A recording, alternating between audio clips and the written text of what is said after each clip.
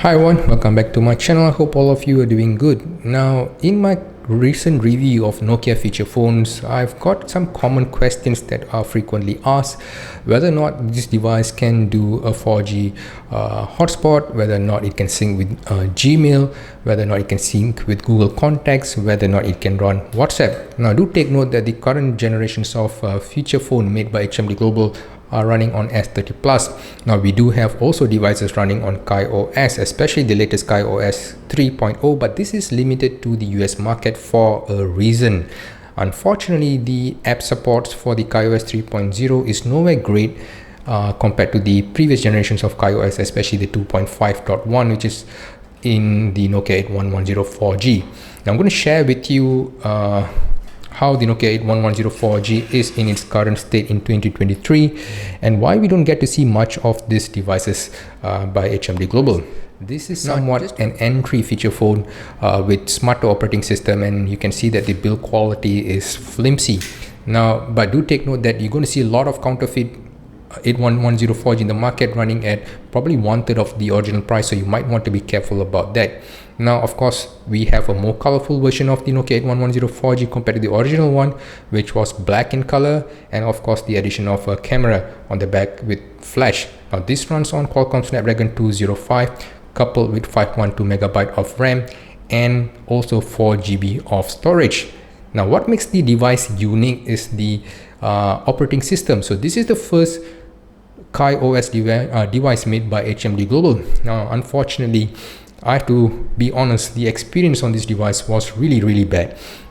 So I tried to substitute my smartphone with the Nokia 8110 4G for a day, and I realized that instead of detoxing myself from gadgets, I tend to get more frustrated each time I tried to use this phone, because the typing experience, the buttons, everything about this phone just doesn't feel right. And this is probably one of the reasons why we don't see the Nokia original phones being rebooted to be running on the KaiOS operating system, because it just ruins the experience overall. Now you do get 3.5mm head jack. You can charge your device with a micro USB port, and also has a single microphone. You can answer or reject a call by sliding your device. Now what's underneath the keypad here is the slider here is the keypad. As you can see, nothing wrong with it, but it's just that the keypad is dead flat. There is no way of differentiating each of these keypads, and if you've gone through the user comments, you'll note that the keypad has some kind of a bug where each type can actually result in two types being registered. So that makes typing on this device not only cramped, you find it difficult to differentiate each of the buttons, you also tend to type wrongly each time. So really frustrating experience throughout. But the KaiOS was meant to be more. It's supposed to be bridging the gap that was created by Symbian operating system, which was the original smart operating system back in the days. So you do get access to Google-centric apps such as YouTube, which basically runs on a browser. You have Google Assistant to help you to make a call, help you to set a reminder, help you to search the net. You also have access to Maps, which doesn't give you a voice navigation, but does give you turn-by-turn instructions. WhatsApp, which makes this device purchase to be the driving force to purchase this device back in the day. Now do take note that the latest KaiOS 3.0 does not support the WhatsApp app. Now you will see a decent amount of apps, and as you can see that the overall experience navigating the device, the operating system itself, is really clunky. So compared to how it was before, you get to see more apps now than before. So if you go to social apps, one of the most requested apps even in the feature phone is this ability to have social apps in them. So with KaiOS, you get WhatsApp, you get Facebook, you have a couple of this, Reddit, Google Duo, and this should be a Twitter app, and this is what it has. So when it comes to games, of course you do have a lot more access to games here. So despite having a battery that was meant to be multi-day battery life, the Kai operating system only gives you about a day of battery life, especially if you're connected to 4G.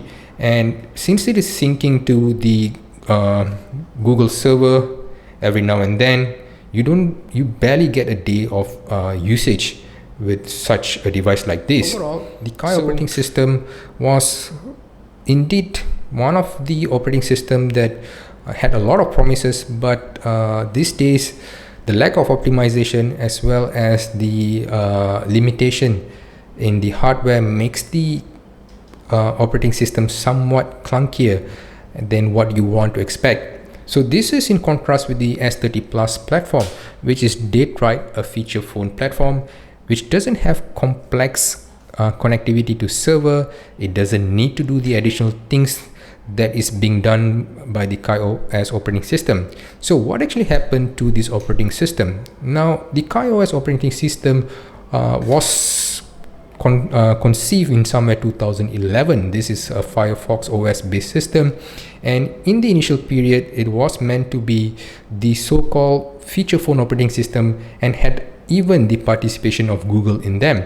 But later on we do note that Google has pulled out of it and is owned by Mozilla. Now the Kai OS technology is based in Hong Kong, and the major shareholder is a Chinese company called TCL. Now WhatsApp and Facebook is an app made by the company Facebook itself, and there is no reason for Facebook to invest to have a separate app on a different operating system, especially one that does not seem to be gaining the traction. So even the WhatsApp support for the Nokia 2.5, for the Nokia 8110 4G running the Kai OS 2.5 can be pulled anytime. So this might be the reason why we don't get to see such apps on Kai OS 3.0, and even Google seems to have lost interest in this operating system, and we might see that even the Google-centric apps might be pulled out from the App Store.